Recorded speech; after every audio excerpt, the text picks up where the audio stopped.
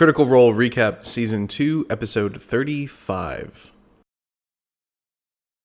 This week we picked up exactly where we left off last week, with the Might Nein having gone down into the sluice weave and getting into a fight with Algar, his guards, and some water elementals plus a djinn. They managed to take out the guards and take down Algar, and then Ford went over and chopped off Algar's hand, severing the bracelet that Algar seemed to be using to control the djinn.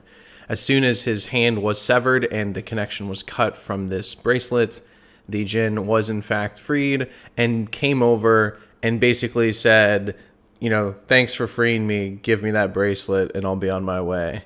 They learned that the djinn was powering the sluice weave in a way and was a part of powering furnaces in the city that helped with some of the commerce. So by freeing this djinn, they have, in some way that they're not entirely sure of, crippled the city's infrastructure. And the djinn did mention that he was going to go free his brethren, which we found out there is another sluice weave in Port Damali in a different city in this region that has another djinn in it that this one is going to go free. The djinn also mentioned if you happen to be in his area in the ocean, that he's got a palace and he would reward them if they showed up there. So probably some underwater levels coming sometime in the future to go see this djinn and get their reward and help him out in some way, I'm sure. After the djinn took off, they dealt with Algar by keeping him alive and then basically threatening him and torturing him sort of to get some information out of him, which was mostly information that they already knew. But they convinced him to change his name, change his appearance, and leave on a ship, never to return. Jester forged a note in his hand and left it there saying basically, you guys suck, I hate this city, I freed the djinn, fuck you guys, I'm going, peace out.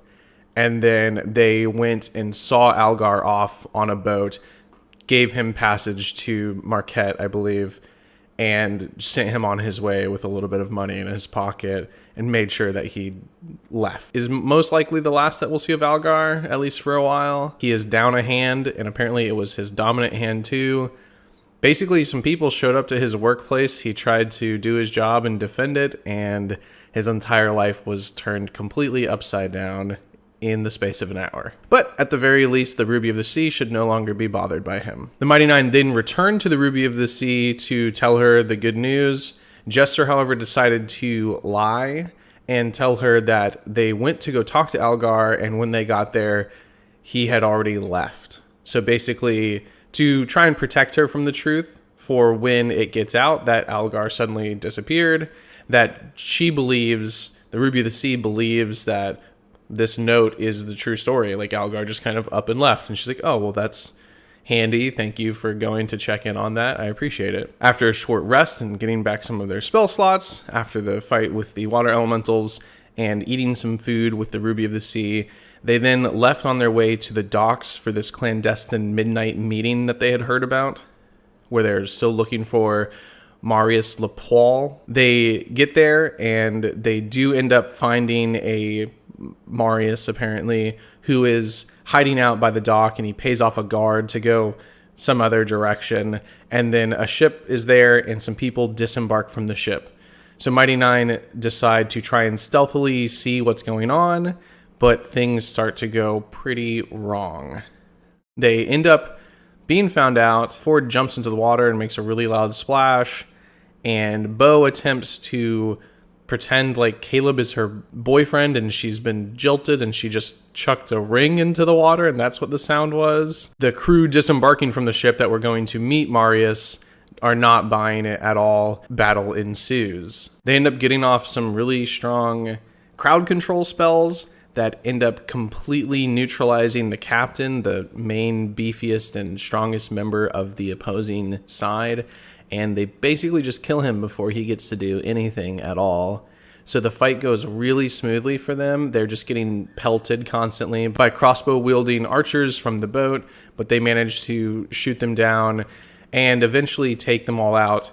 But as they're doing so, the guards show up due to the very loud noises of combat going on thanks to Ford's Thunderstep and a giant fireball from Caleb. So as they're finishing off the rest of the people on the boat, they're now trying to quickly get underway and steal the ship in order to make their way out of the city and escape capture from the guards. With some more interesting spell usage and charms and very convoluted plots and schemes, they do actually manage to take off without killing any of the guards or harming them in any way, so that speaks okay for them. The guards, a lot of them did see their faces, and so it might be hard to come back into that town, and it was already difficult for Jester anyway, but they do actually manage to escape with all of their lives and a new ship called the Mist. On this ship they also have Marius, and they have him tied up, and they've asked him some questions.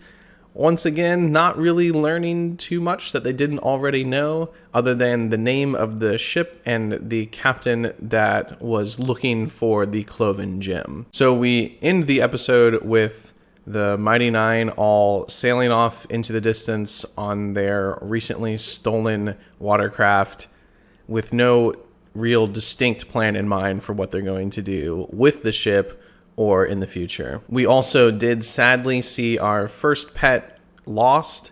The owl flew away in the middle of the battle and is probably gone forever. Bo did attempt to call it back to her while the ship was underway, but obviously the owl was nowhere to be found. The Blink puppy has actually been given to the Ruby of the Sea for temporary keeping, but now that they're having to leave the city in the fashion that they're leaving, we're not sure when we'll come back. They could go in with some disguises to go pick up the Blink puppy and, say goodbye to the Ruby of the Sea, so that it wouldn't be too hard for them to get the Blink puppy back.